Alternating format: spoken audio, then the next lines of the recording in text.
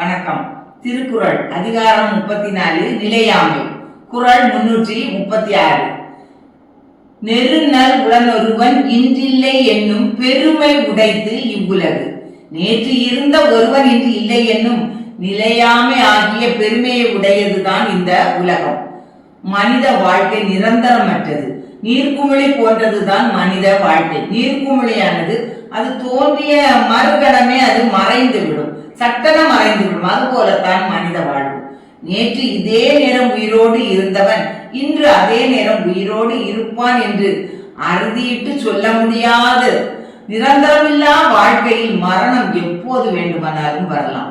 அண்மையில் நடந்த விமான விபத்தே இதற்கு ஒரு சான்றாகும். பல்வேறு கனவுகளோடு வாழ்க்கையை தொடங்க போன பல பேர் இன்பமாக பயணத்தை ஆரம்பித்த 5 நிமிடத்தில் விமானம் விழுந்து கீழே விழுந்து நொறுங்கி தீப்பிடித்து அந்த பயணிகள் அனைவரும் தீக்கிரையாகியது உலகத்தையே உலுக்கிய போட்ட சம்பவமாகும். நாளை என்ன நடக்கும் என அறுதியிட்டு சொல்ல முடியாத உலகம் இது. நம்முடைய வாழ்வு நம் கையில் இல்லை. அதனால் நாம் வாழும் போது நல்லவர்களாக வாழ்ந்து மற்றவர்களுக்கும் நன்மையே செய்வோம். நன்றி, வணக்கம்.